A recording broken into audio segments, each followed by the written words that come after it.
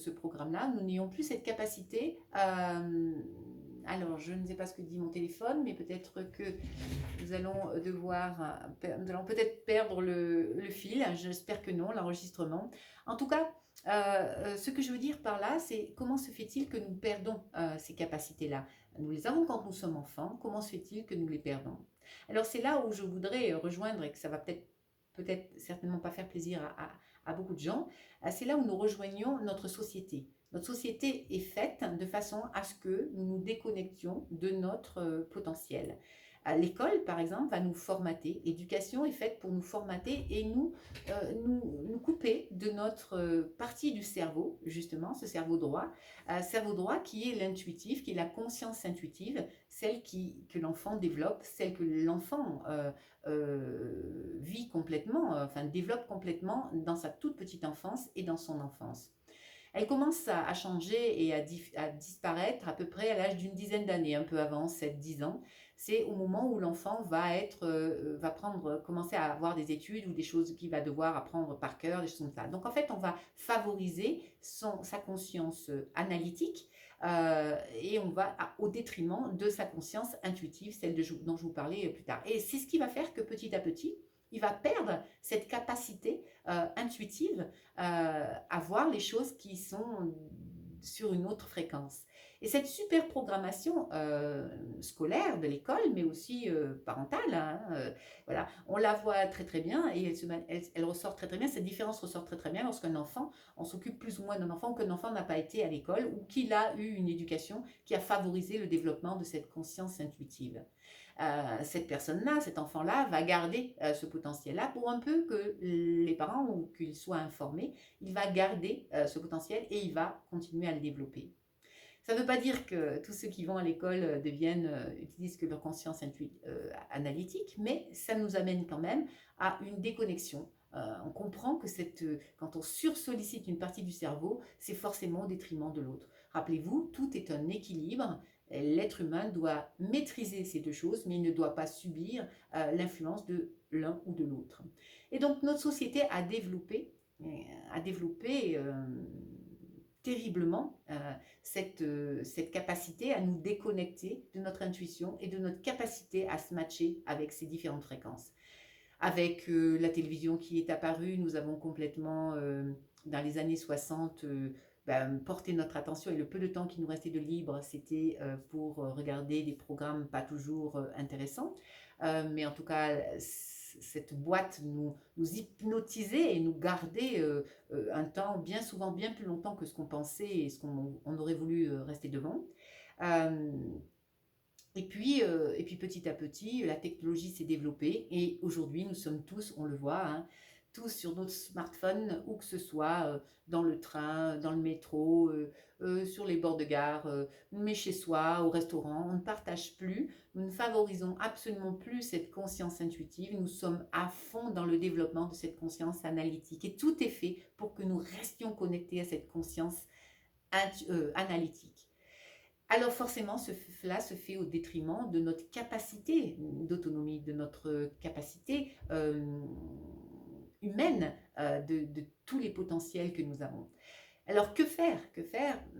Peut-être essayer de vous organiser pour, mais j'espère que vous comprenez ce qui est dit et que naturellement vous comprendrez ce qui est à réduire chez vous pour que tout cela se développe, pour que petit à petit les choses se passent. Alors, par exemple, lorsque vous êtes en sommeil profond, souvent les gens disent mais moi je ne rêve pas. Évidemment, bien sûr que vous rêvez. Votre cerveau va, dès que votre conscience va s'arrêter, votre conscience analytique va s'endormir, va s'apaiser, votre conscience intuitive va prendre le lait. Et tout ce qui va se passer, ça va être en fonction de ce que vous avez vécu, ou de vos émotions, ou ce que vous avez vécu dans la journée, vos émotions, ce qui vous tracasse, voilà. Et ça va être la conscience intuitive qui peut-être aussi va amener des réponses au cours de la nuit. Sauf que quand vous allez vous réveiller, cette conscience analytique va complètement couper ce qui pour elle n'est pas possible. Dans les rêves, nous le savons, ce que nous vivons est souvent démesuré et assez incroyable, enfin en tout cas pas possible on pense pas possible sur notre fréquence. Donc notre conscience analytique va vous dire, non mais elle va zapper, elle va faire son tri toute seule en disant non mais ça c'est pas possible, dans notre fréquence c'est pas possible, donc ça on zappe. Ça on nous a dit quand on était enfant on pouvait pas l'éviter, c'est impossible, donc ça on zappe. Et toutes ces choses-là vont être triées, ce qui fait qu'au petit matin vous allez complètement oublier les rêves que vous avez faits. Mais sachez que c'est inévitable et c'est absolu, du moment où nous sommes dans un sommeil profond, la conscience analytique s'arrête et la conscience intuitive prend le relais. Donc, il s'agirait de redonner petit à petit du crédit, de la confiance et essayer de se réveiller dans la nuit pour noter les bribes de ce que nous avons pu vivre, de ce que nous avons rêvé, ressenti. Et puis au petit matin, d'essayer de faire le récap et de le noter pour ne pas l'oublier. Et même si ça nous paraît complètement fou, et petit à petit, comme ça, on va récupérer de cette conscience intuitive. Et petit à petit, les possibles énergétiques vont revenir. Et petit à petit, vous allez reconquérir votre capacité à se matcher, à switcher, plutôt pas se matcher, mais switcher entre différentes fréquences.